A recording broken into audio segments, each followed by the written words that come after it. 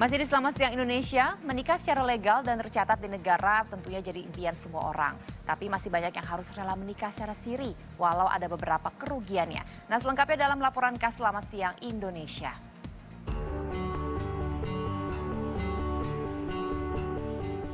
Good people, pernikahan jadi impian banyak pasangan, terutama pernikahan resmi dan tercatat di negara.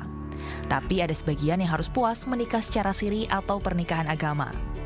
Status pernikahan siri biasanya membawa beberapa kendala saat pengurusan surat-surat. Seperti yang dituturkan Epi. 6 tahun sudah ia rela menjadi istri siri demi bisa bersama dengan sang pujaan hati. Sudah lama pacaran, ia pun memilih dinikah secara siri. Tapi bak disambar halilintar. Epi yang sehari-hari bekerja sebagai asisten rumah tangga tak menyangka. Ia jadi korban mulut manis suaminya yang ternyata masih punya istri sah. Saya nggak tahu kalau suami saya punya istri, kalau tahu saya nggak bakalan mau. Saya kan bilangnya masih bujangan. Terus pas nikah, terus saya ke kampungnya tuh ke Bogor. Ternyata ada istrinya. Marah-marah, malah saya dijemput sama istrinya. Udah saya diem aja. Emang saya salah kok. Lapor. Pernikahannya masih berlanjut sampai sekarang. Ia tak tahu apakah suaminya akan meresmikan di mata hukum. Epi pun sadar posisinya tidak aman sebagai pihak wanita. Nikah siri adalah pernikahan yang dilakukan secara agama saja, good people. Sah di mata agama, tapi tidak di mata negara. Ada banyak alasan nikah siri, mulai dari menghindari zina, atau suami yang lakukan poligami. Kalau begini, pihak perempuan yang lebih dirugikan. Iya sih, nikah siri gampang ditinggalin. Tapi saya berdoa aja. Mungkin itu kalau memang saya jodoh, nggak kemana. Selain Epi, ada juga Rina. Wanita 22 tahun ini juga sudah 6 tahun menyandang status sebagai istri siri. Tapi bukan berkedok poligami, melainkan pergaulan bebas. Awalnya karena masih muda, masih 16 tahun, makanya belum bisa buat nikah di KUA. Terus satu karena pergaulan, karena udah hamil. Dari hasil pernikahan sirinya, Rina sudah dikaruniai 2 orang anak.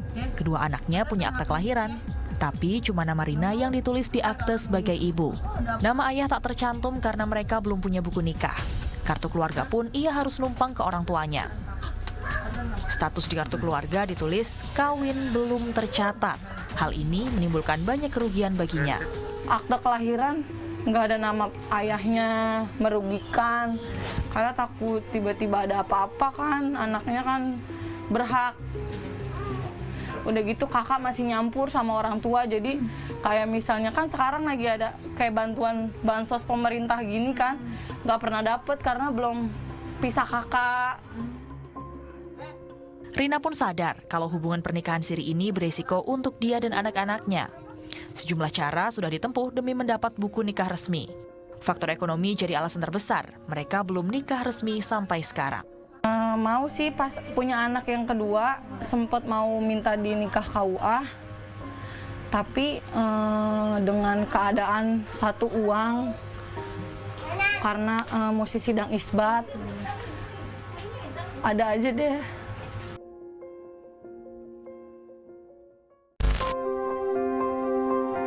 Good people, nikah siri di Indonesia memang sering dijadikan sebagai jalan pintas untuk pasangan yang terpaksa atau diam-diam harus menikah.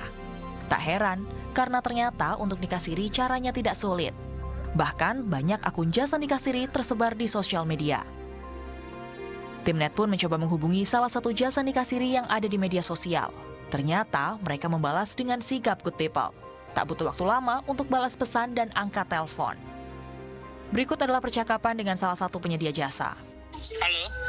Halo, assalamualaikum. Waalaikumsalam. Ustadz. Iya. Iya, ini mau tanya Ustadz. Boleh, silakan Mbak. Terkait nikah siri ini, gimana Ustadz persyaratannya?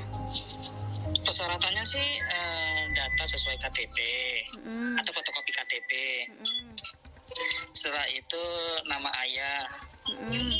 Setelah itu mahar atau mas kawinnya. Udah itu aja. Oke. Sama setiap lama siapkan pas foto. Oh, mahar ukuran 3x4. maharnya itu ada batasnya nggak Ustadz? Enggak. Mahar itu kesepakatan antara pengantin pria dan wanita. Oh. Sama-sama ikhlas, sama-sama ridho, itu bisa. Oh, gini Ustadz, ini ada beberapa keadaan yang mau saya tanyain dulu nih, kira-kira boleh apa enggak? Boleh, coba silakan. Ini kan Insya Allah saya kebetulan- bisa jawab. Iya, ini kebetulan adik saya ini kondisinya udah hamil Ustadz. Hmm. Itu kira-kira kalau dalam kondisi hamil gitu bisa nggak Ustadz dinikahin Ustadz? Maksudnya malu gitu sama saudara, sama tetangga. Berapa bulan, Mbak? Baru ketahuan berapa minggu gitu Ustadz, belum ada 2 bulan Oh, sih. bisa. Bisa ya Bisa, Ustadz? Mbak. Kalau bisa. Oh. Gitu. Bisa. Insya Allah bisa. Nah, Kalau boleh tahu Ustadz, biayanya berapa ya Ustadz? kita udah 2 juta udah semua. Udah kita datang ke sana nanti. Oh, udah di lokasi Udah ya? nggak ada. Iya, sudah nggak perlu biaya apa-apa lagi, Mbak. Pembayarannya pun nanti selesai acara.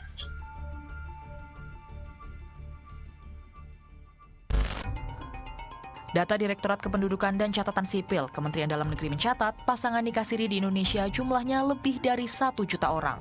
Bermodalkan KTP, foto, dan mahar Rp10.000 pun bisa nikah siri. Tapi ada kabar baiknya dari Kementerian Dalam Negeri.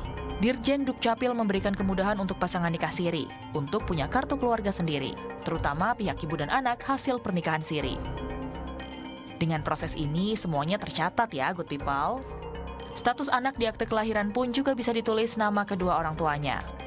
Nah, kalau sudah di dalam kartu keluarga ditulis kawin belum tercatat, maka anak tersebut berhak mendapatkan akte kelahiran dengan nama ayah dan ibunya. Dan di dalam kartu keluarganya diberi keterangan bahwa perkawinannya belum dicatatkan.